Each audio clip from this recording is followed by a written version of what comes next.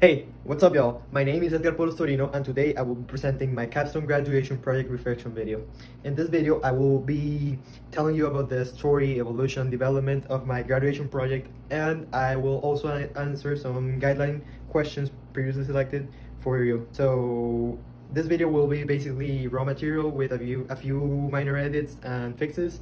So I invite you to sit back, relax, and enjoy. So, my name, as I said, is Edgar Polo Storino. I'm 17 years old. I was born in Santa Marta, Colombia, and I'm currently a 12th grade student in Bureche School. When I graduate, I want to study to be a lawyer, basically because since a youngling, I've seen how people have been took for a fool and undermined because of abusive companies or people who use the law to their benefit wrongfully, right?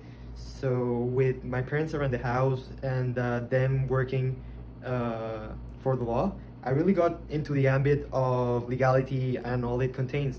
So I've gotten to think and to realize how powerful this position would be in order to help people who are in need, who are being abused, and who cannot stand up for themselves. So this is what has pushed me to study law in the first place. Now, what was the beginning of my graduation project? Okay, so at first I wanted to help women and minors, or basically the vulnerable population, who were involved in domestic abuse or violent relationships. And I wanted to do this by improving the service of quality on institutions like the CAIVAS, on the CABIF, which are institutions that regulate these cases, and one is for sexual harassment and one is for domestic violence. But according to the statistics that I submitted to my investigations papers, were not efficient enough. So what I wanted to propose was to submit a derecho de petición, which is a legal figure where a citizen can request something from the government to be taken into consideration and to be put in motion. After proposing this idea, I wanted to submit a Movimiento de Acción Popular, where you can gather people, a lot of people, to sign up and propose to major leagues, to bigger instances, this proposal and set it in motion, basically.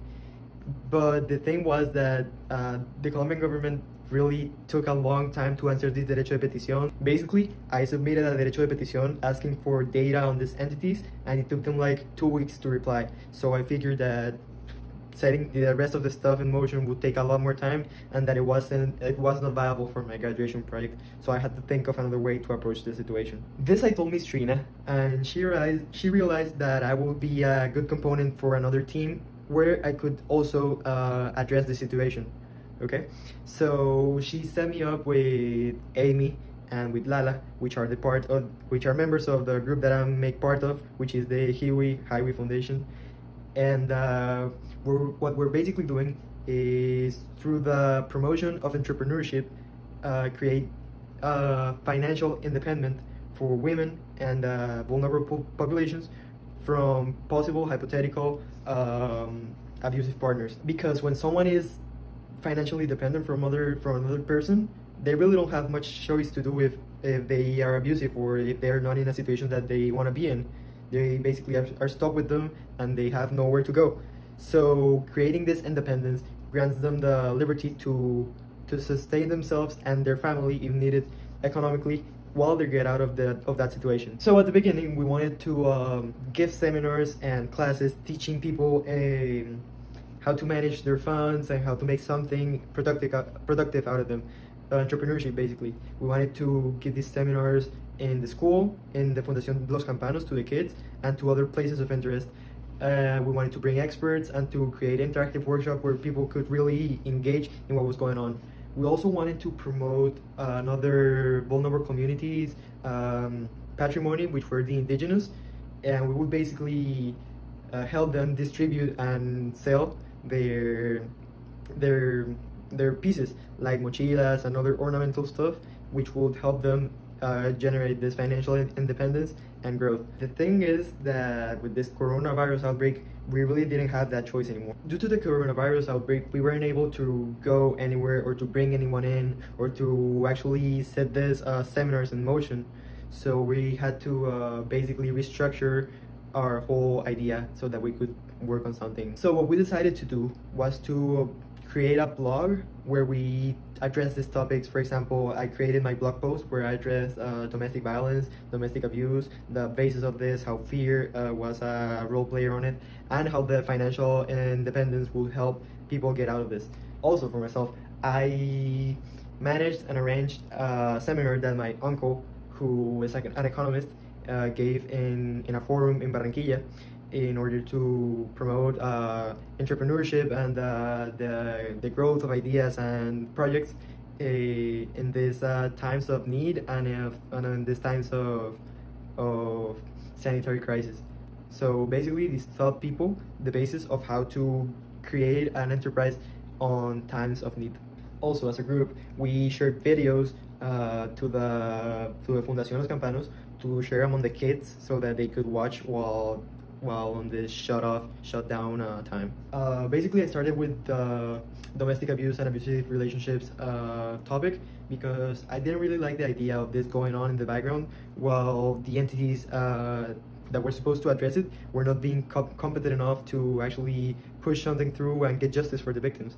So I thought that maybe pushing them to become more efficient and pace up with their work would be a good idea. Unfortunately, this was not possible because of the late replies of the government and how far I actually had to go to make a change, and this was not viable for my graduation project. That was for the first project idea. For the second project idea, I joined the Hiwy Foundation, and we promoted entrepreneurship through various ways. We plan to do it through the selling of mochilas to support the indigenous groups, by the seminars and by different classes taught to kids in the Fundación.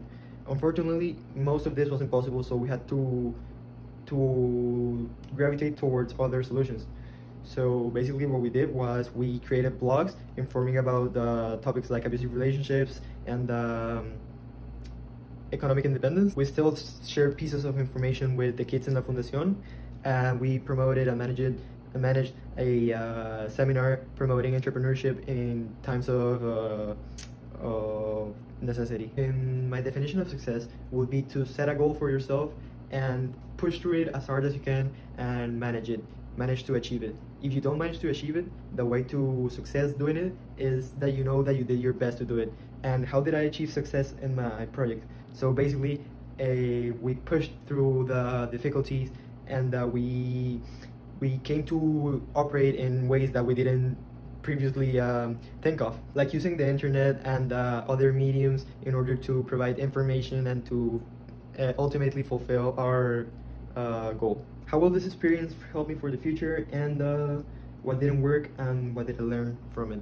So in the future, now I know that if I want to take on these big projects that need a lot of backup and time, I need to do it where I have a lot more backup and time. I cannot choose them for such a short term as of in a year, which is the time that we had to get done with this project. Okay, so at the beginning, I really thought that I wanted to push for judicial cases and to confront criminal actions, but then I realized that there was a less vindictive way to come at it, because going for the penalty of the law can sometimes be hard and really put you in danger. So I thought of actually coming after the big fish companies or people taking advantage of vulnerable populations by imposing the law to them and not actually letting them take these people for fools. So now I wanna not only study law, but at the same time study management. I learned about myself that not only I had more passions that I realized at the beginning,